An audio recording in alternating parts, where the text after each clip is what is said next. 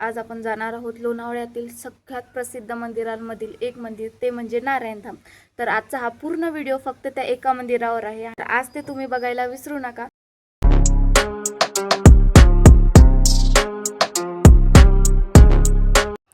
इथं आल्यानंतर खरंच मनाला एवढी शांती भेटते ना, का घरी जायचं पण मन होत नाही। आणि मी तर सकाळपासून घराच्या बाहेर होते, कारण पुण्याला काम होतं, त्यामुळे मी पुण्याला पण गेले होते। पुण्यामधून परत रिटर्न येताना आम्ही मंदिरात आलो आणि मंदिरातून मला एवढी भूक लागली होती ना, की माझं भूकसुद्धा म्हणजे मला भूक लागूनसुद्धा मला घरी जायचं मन होत नव्हतं। मला कळतंय की मला भूक लागली आहे, पण असं होतं की इथं आल्यानंतर माणसांना एवढं करमतं का घरी जायचं पण बिलकुल मन नाही होत, आणि तसंच मलाही होत होतं।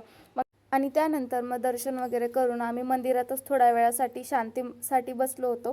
तर तुम्ही बघू शकता की मंदिरामधली जी देवी आहे ती पण किती सुंदर आहे, आणि तिच्याकडे बघितलं ना की असं सारखं बघावंच असं वाटत होतं। त्यानंतर मग थोड्या वेळासाठी आम्ही तिथं बसलोच, आणि बसल्यानंतर मग मनाला खरंच खूप शांती भेटत होती। असं वाटत होतं की मनातलं सगळं जे काही दुःख आहे, जे काही आपल्याला चिडचिड होती ते सगळं सगळं सगळं दूर झालं होतं। आणि त्यानंतर मग थोड्या वेळासाठी आम्ही तिथं बसून बाहेरच्या दिशेने निघालो। तर तुम्ही बाहेरचा हा नजारा बघू शकता, तर किती सुंदर वाटतं हे असं बघायला वगैरे पण, आणि इथं मनाला पण एवढी शांती भेटते का सांगायला नको। तुम्हाला माझ्या चेहऱ्यावरची स्माईल तर दिसतच असेल। दिवसभर थकलेली असून सुद्धा जेव्हा मी मंदिरात आले, तर तेव्हा मला एवढं मन असं हलकं झाल्यासारखं वाटत होतं की सांगायलाच नको। त्यानंतर मग इथून जायचं बिलकुल मन नव्हतं। मग तर आम्ही गेलो गौशालेकडं।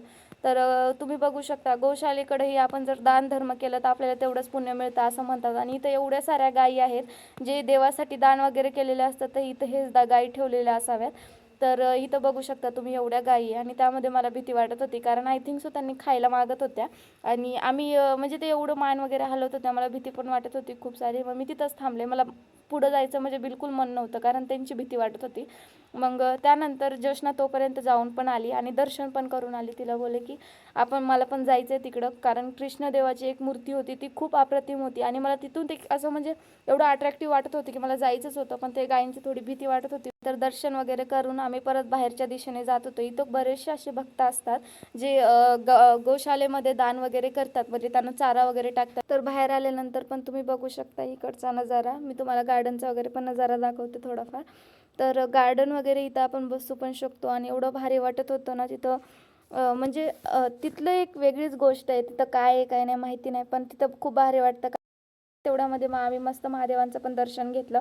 त्याच्यानंतर मॅडम म्हटल्या आता फुलांचं पण कॅप्चर करून घे, फुलं किती भारी आहेत। आणि तिने म्हटली मी नाही ऐकलं असं होऊ शकत नाही, मग तिने म्हटली फुलांचं कॅप्चर घे, मी फुलांचं कॅप्चर घेतलं। इथं पण फोटो काढायला एवढं भारी वाटतं ना, आणि फोटो पण खूप भारी येतात। मग तिला बोलले तुझ्या पण फोटो काढू आपण, तर तेव्हा ती नको नकोच करत होती, पण नंतर ती फोटो काढायला तयार झाली। त्यानंतर तुम्ही इकडचा पण नजारा बघू शकता, म्हणजे सूर्य आणि त्याच बाजूला मंदिर, एवढं भारी वाटत होतं का सांगायलाच नको। मॅडम फोटो काढून दमल्या होत्या, मग थोड्या वेळासाठी आम्ही तिथं बसलो मस्तपैकी, आणि बसलो होतो। आणि तेवढ्यामध्ये हे बघा तिने फुल तोडलंच, म्हणजे ती कुठं जरी गेलं तर तिने पचपच करायचं ठरवलेलं असतंच, ती काही ना काहीतरी काम करून येणारच तिथून। तर मस्त फुल वगैरे तोडलं तिने। त्यानंतर मग आम्ही निघालो बाहेरच्या दिशेने। हे बघा इथं पण डेकोरेशन वगैरे केलेलं आहेच। तर मग ती बोलली आता घरी नाही जायचं, आता थोडा वेळ गार्डनमध्ये बसायचं। मॅडमचं मन अजूनही शांत झालेलं नव्हतं, तिला अजून गार्डनमध्ये बसायचंच होतं। म्हटलं चला बाबा जाऊ द्या, आता एकदाचं गार्डनमध्ये पण जाऊ। मग मस्त आम्ही गार्डनमध्ये गेलो, आणि तिथं थोडा वेळ बसलो। मस्त मुलं वगैरे खेळत होते। नंतर मग लेट पण होत होतं, मला घरी भूक पण लागलेली, मग त्यामुळे नंतर मग आम्ही घरी गेलो।